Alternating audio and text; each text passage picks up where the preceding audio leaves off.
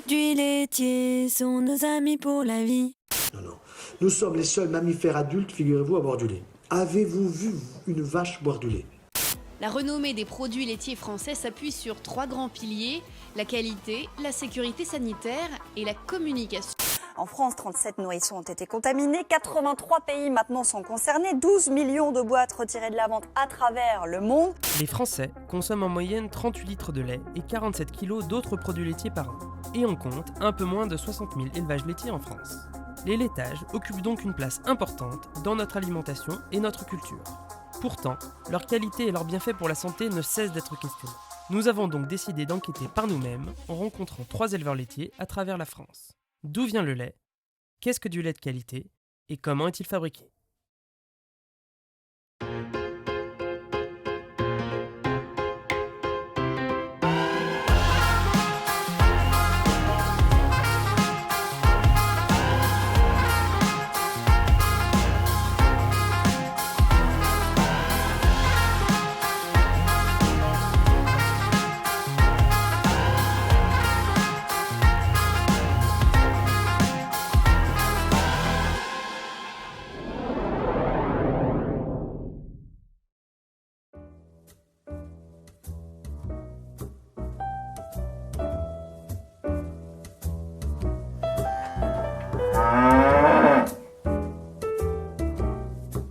Au cours de nos voyages, nous avons eu l'occasion de visiter 3 exploitations laitières au profil et au système très variés. L'ERL Idiartia, où travaille Yonar Louchette, éleveur dans le Pays Basque, qui produit ses yaourts artisanaux. Le GAEC LG Bio, tenu par Franck Galifard et Damien Robert, 2 éleveurs associés en Maine-et-Loire qui possèdent un robot de traite. Et enfin, l'ERL de l'Aubertière, une ferme familiale où Hervé et Elisène Marteau ainsi que leur fils Anthony élèvent un troupeau de vaches laitières et de vaches allaitantes.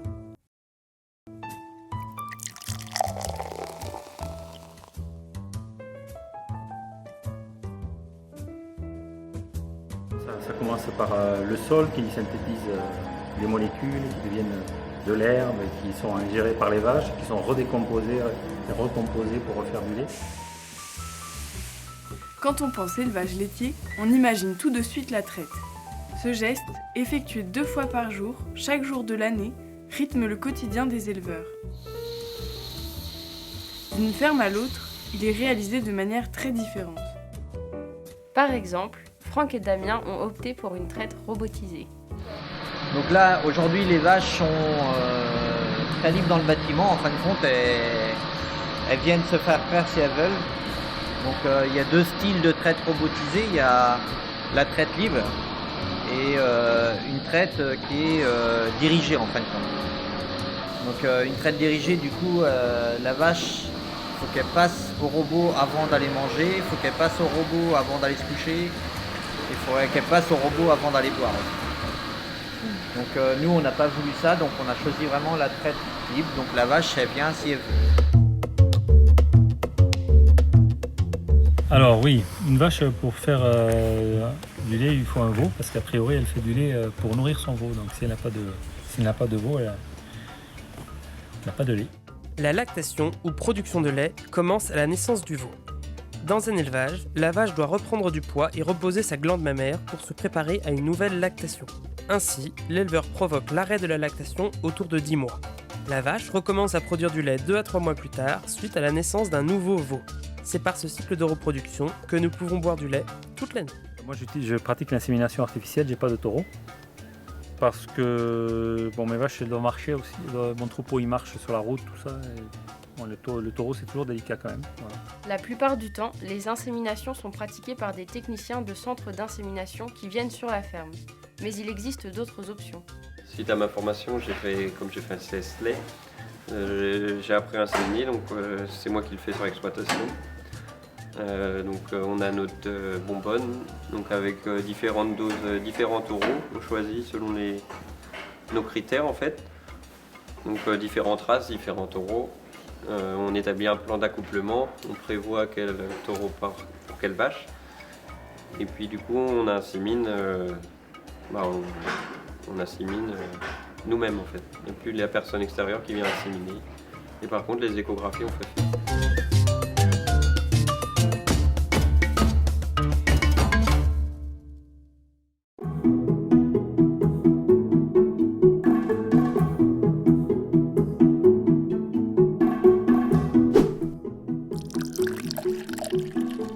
lait contient tous les éléments essentiels à la croissance du veau, principalement de l'eau, ainsi que des glucides, des protéines, des matières grasses, des vitamines et des minéraux.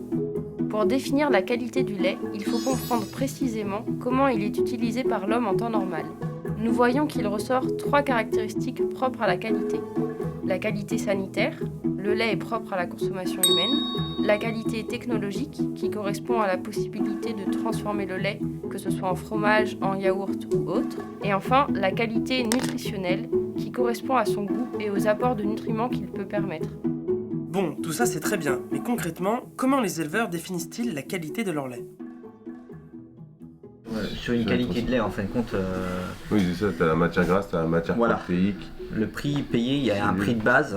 Il y a des critères, c'est avec des plus-values. Donc par rapport au taux, donc matière grasse et matière protéine qui sont présentes dans le lait. Donc il y a un prix de base à 38 mg de matière grasse par litre et 32 de protéines. Donc ça c'est la base. Et après si on fait plus, on a des plus-values tant d'euros par gramme supplémentaire en fait. Donc c'est intéressant économiquement. Le lait produit sur Franck et Damien et sur la famille Marteau est collecté par des laiteries. Comme pour tout produit en France, il est obligatoire de respecter les normes sanitaires. Les laiteries exercent donc de nombreux contrôles. Tout ce qui est cellules, donc ça c'est des germes qu'ils trouvent dans le lait, du coup qui les empêchent de fabriquer ou de moins bien fabriquer des fromages et tout ça quand ils ont trop de germes. Donc ça, on est pénalisé là-dessus. Après, on est pénalisé sur tout ce qui est butérique. Donc ça, c'est tout ce qui retrouve de déjection, enfin de bouse, de terre dans le lait. Donc là-dessus, on est pénalisé aussi. Et tout ce qui est lipolyse. Alors la lipolyse, c'est, en fin de compte, on tue la cellule du lait. Donc ça, c'est les pompes à lait souvent. Enfin ça, c'est du matériel. Hein. C'est le matériel qui use, qui frappe trop dur le lait et qui casse sa cellule. Par rapport au point de congélation aussi du lait, voir s'il n'y a pas de l'eau qui se mélange avec le lait dans le temps. Il y a un point de congélation qui est à 0,520, moins 0,520. Et donc il contrôle pour voir si on ne rajoute pas de l'eau dans le lait. Et il y a aussi contrôle d'inhibiteurs, donc c'est des antibiotiques, des résidus d'antibiotiques qui pourraient être présents dans le lait. Donc c'est pour ça qu'il faut bien identifier les vaches. Et puis ne pas mettre des antibiotiques dans le temps. Il y a un certain délai d'attente. Donc là le lait est jeté au caniveau pendant toute la période. Donc ça c'est contrôlé et même à partir de janvier là, 2020, ça va être à chaque passage du laitier, il y aura un contrôle du temps. Ils prennent un échantillon en fait toujours pour contrôler vraiment la qualité.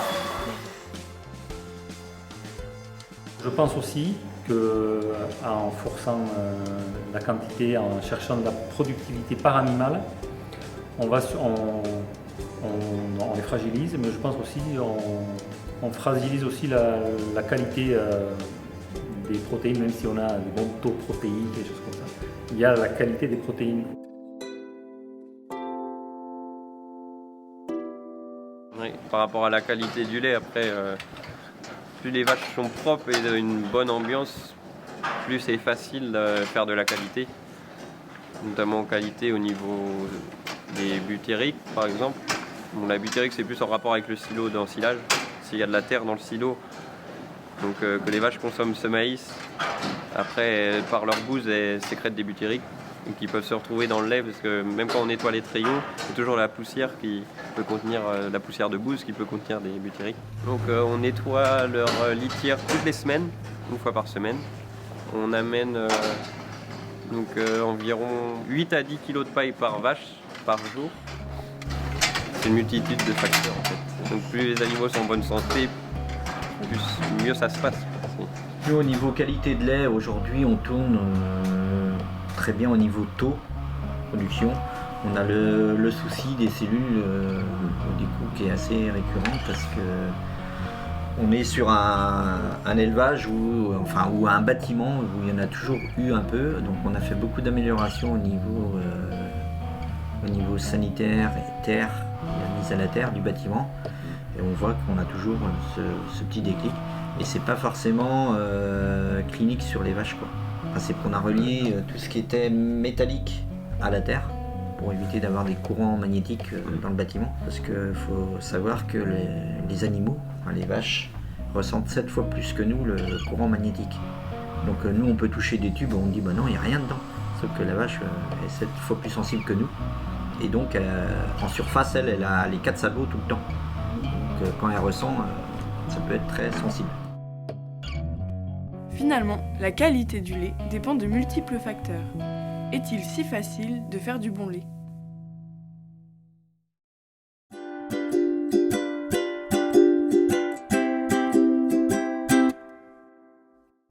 Donc pour parler du lait, il faut parler des vaches.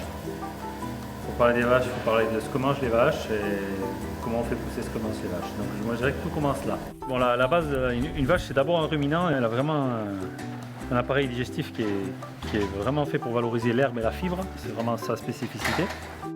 Comme tout organisme, la vache a besoin d'un équilibre entre énergie et protéines dans son alimentation. Comment les éleveurs s'assurent-ils que cet équilibre est respecté ?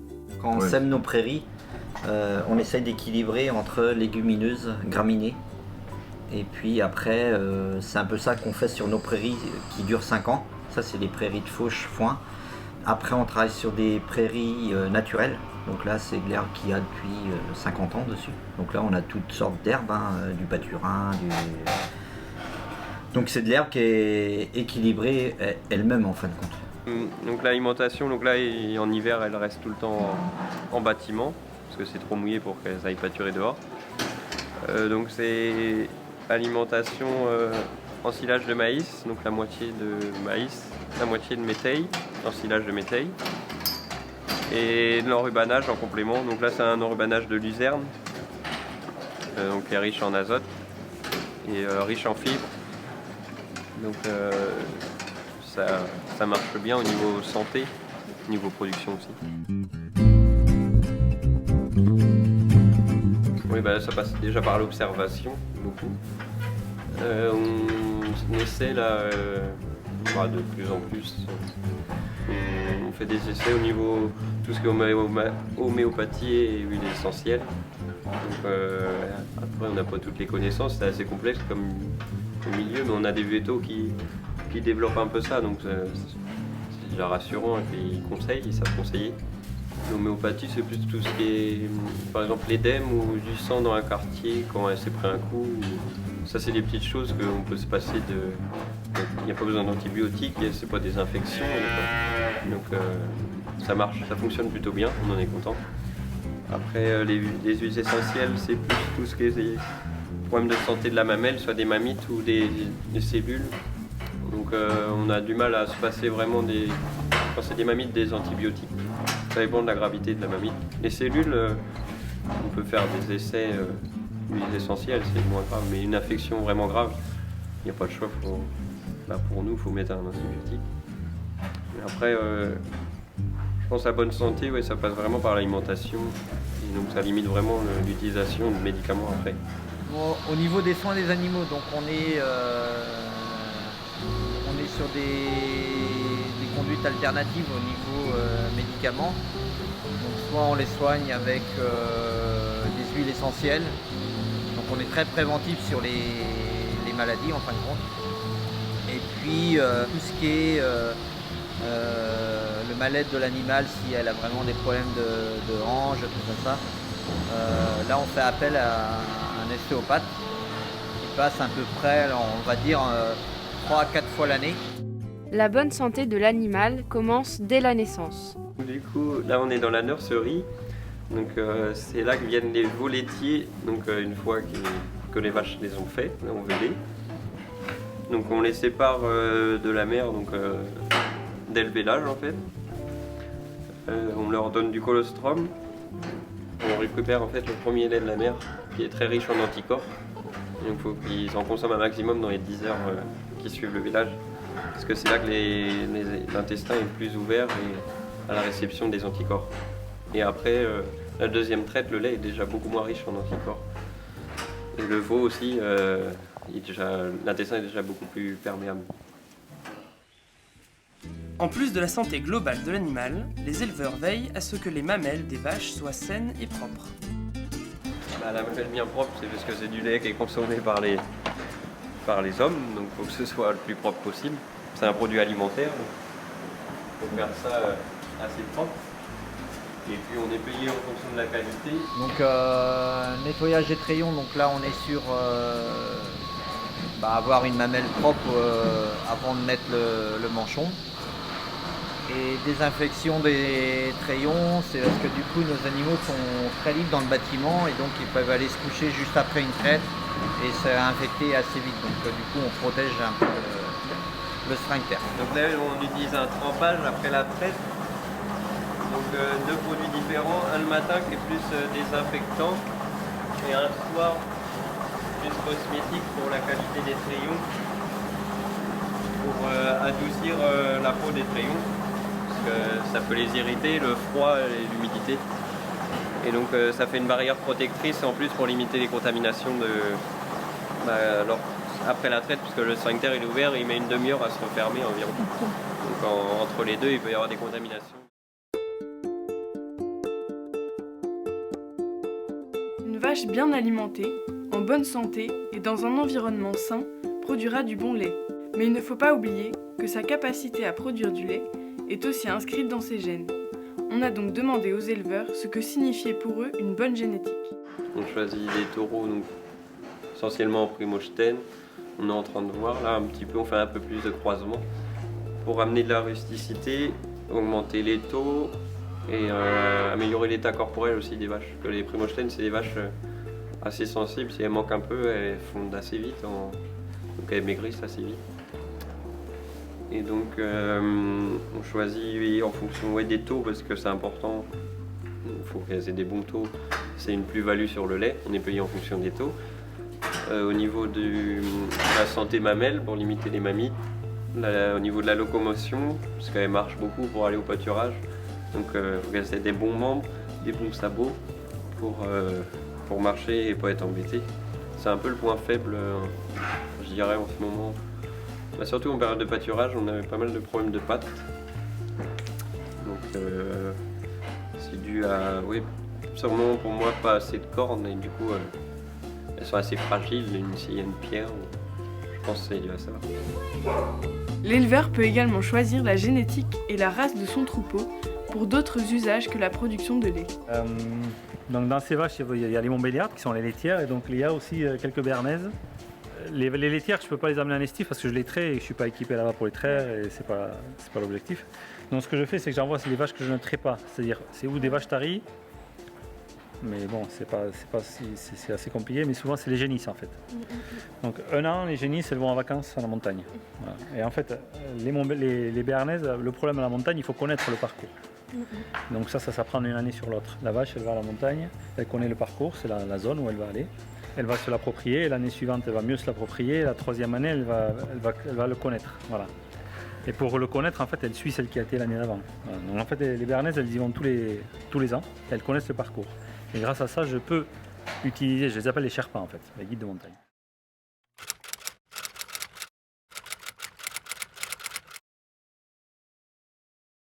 Bon, ce métier, c'est plus un choix de vie. Hein. Donc, si on fait ce métier et qu'on le considère que comme un métier, bon, vaut mieux faire autre chose. Si on doit compter ses heures et se dire, voilà.